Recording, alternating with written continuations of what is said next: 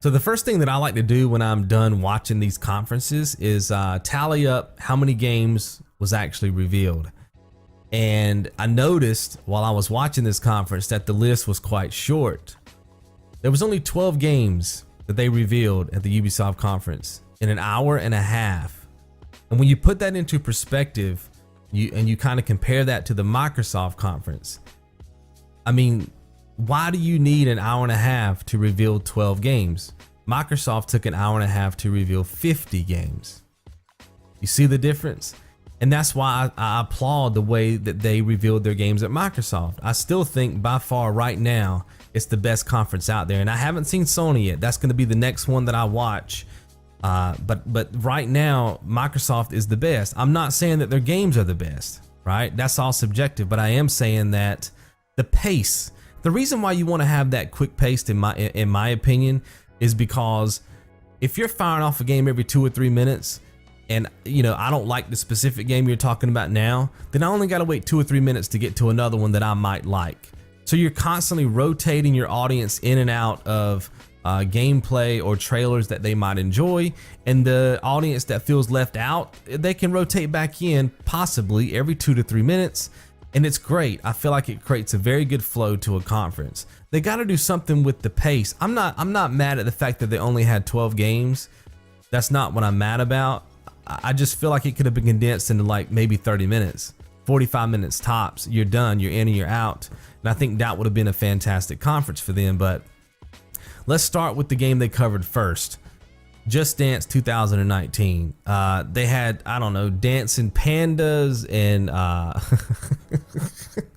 a marching band, and I don't know, man. Look, just get to the game. I mean, I know they're trying to make this memorable experience that when you think about their conference, you think about, all the hoopla, but come on, man.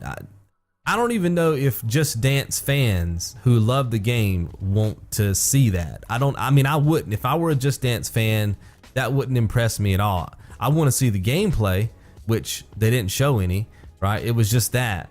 So I don't know. I'm kind of glad they led with it, because then it was kind of done and out of the way and we can move on. And they did follow it with a very good reveal of Beyond Good and Evil.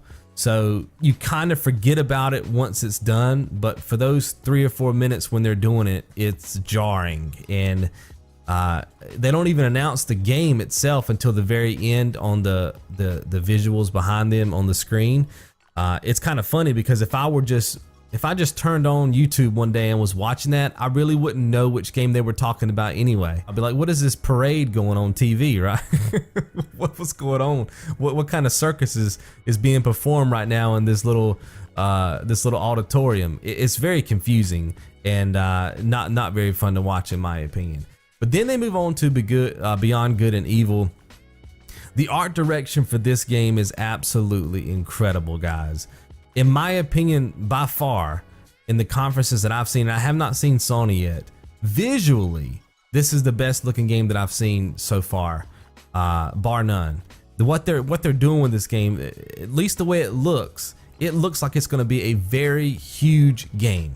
Lots of things to explore, lots of details, and then of course they followed that with Joseph Gordon-Levitt coming out. He has a company called Hit Record. I really don't know how this is going to work. I think it's a really neat idea.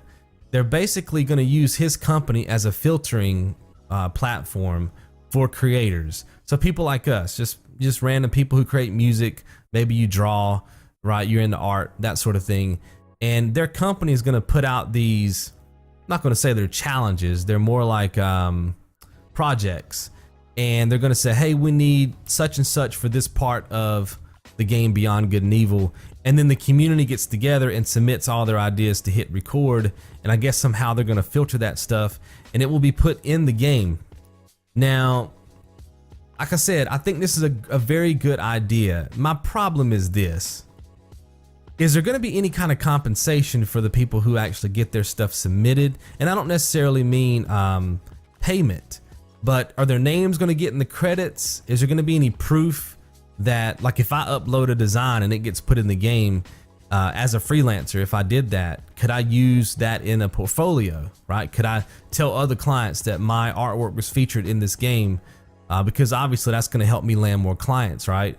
But I have to be able to prove that that's my design, or else I could just lie about it. So as long as they give proper credit to those who are submitting these ideas, then I think it's a great idea. Like I said, I don't think it has to come down to a monetary compensation, but they need to get credits in there. So hopefully they can, because they didn't really talk about that much. How are people going to get rewarded for their effort? So as long as that comes off correct, I'm cool with it, because I'm all about people getting some type of compensation for their hard work. And that's going to be not only artwork, but music as well.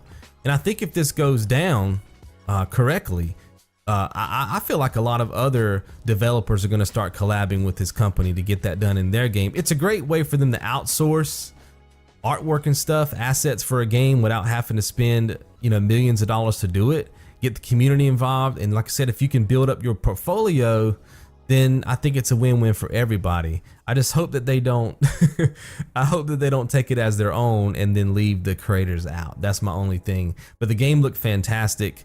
Then they moved on to Rainbow Six Siege, which I had no idea. They threw out a number on stage. I want to say it was like 32 million or 35 million players. It was something like that, some high number.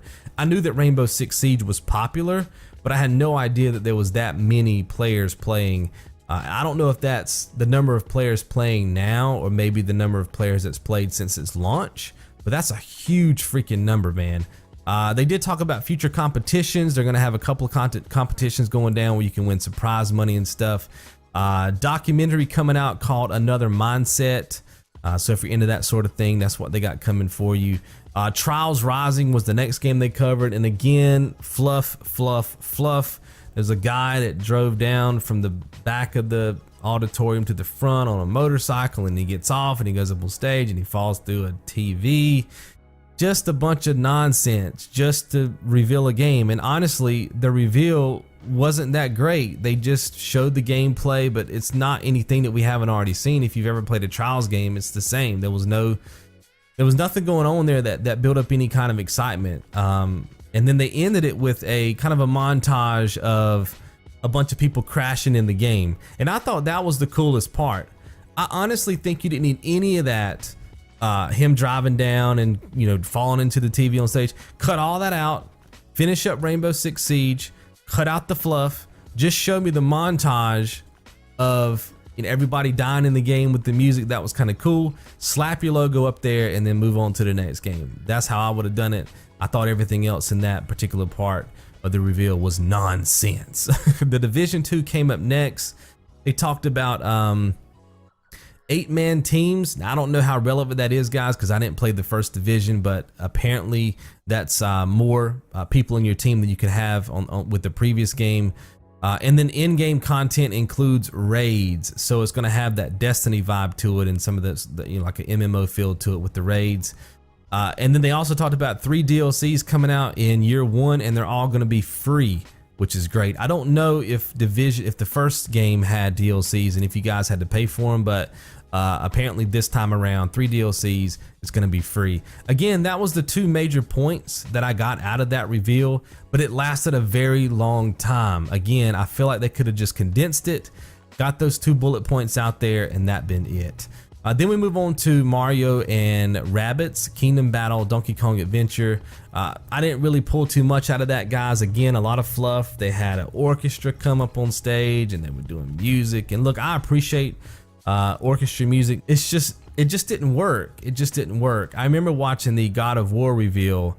That worked.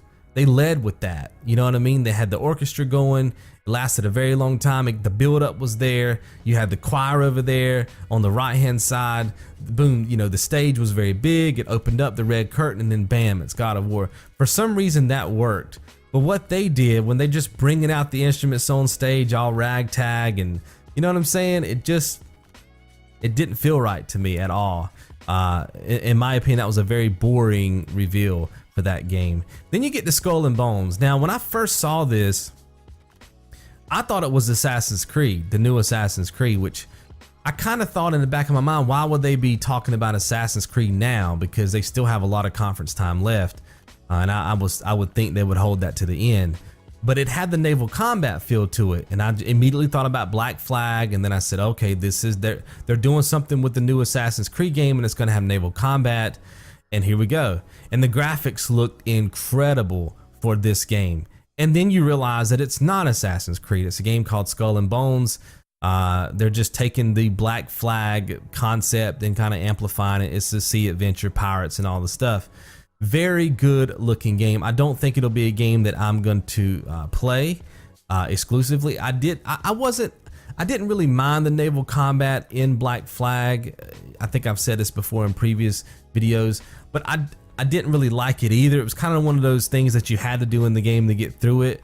But it was fine for what it was. I just don't know if I could play an entire game that way, right? And so that would be my issue with Skull and Bones, but the graphics look fantastic. And I'll get to that in a second when we talk about Assassin's Creed Odyssey. Transference VR was the next game they covered. And I wasn't expecting Elijah Wood to pop out on stage, but there he is. Apparently he's helping to get this game underway. It's kind of a mystery psychological thriller type game in VR. Not really something I'd be interested in, but if you guys have VR, then you know, if you think you might enjoy something like that, then that's going to be coming out soon. Then they moved on to Starlink Battle for Atlas. I honestly didn't really understand what was happening with this game. I read an article afterwards that said that you can also buy these I guess toys or whatever that go along with the game, and they unlock rewards in the game. I really don't understand how it works, to be honest with you guys. Star Fox will be an exclusive character in it though, which is neat. I'm a big Star Fox fan, but obviously it wouldn't be enough to entice me to buy that game or play that game. For Honor was next. It's called Marching Fire. I never really got into the first For Honor game because there was no campaign, and I don't think there's going to be any kind of campaign in this one either. It's going to be multiplayer only, so I'll probably end up passing on this one as well.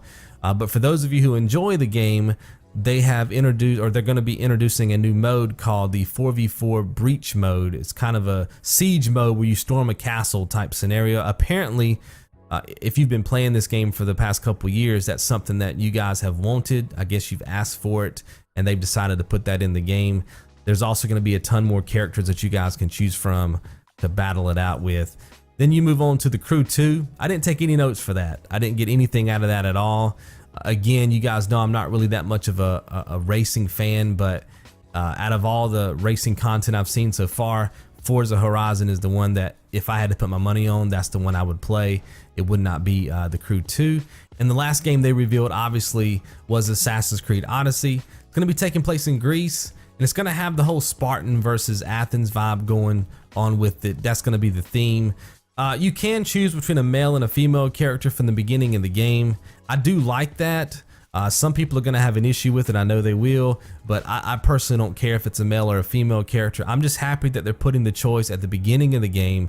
I was not a fan of how they did Origins, where you started as a male. You couldn't choose. The game just gave you a male character, and then as you went through the game, you acquired a female character, and then of course you got to play as that female character, but there was no, you didn't level up that character. You were given that character near the end of the game, and then you just played, and you had spent all this time, you know, leveling up and building up your male character just to find that, okay, now he's kind of worthless. All that leveling up I just did, and I'm with the female character who I haven't leveled up at all, and it felt awkward to me. The pacing at the end of that game felt weird to me. So I'm glad that they're allowing us to just choose whichever character we want at the beginning, and then that be it. Another thing I noticed about this was the lip sync for the characters during dialogue sequences felt off to me. Now, look, I'm watching a live stream.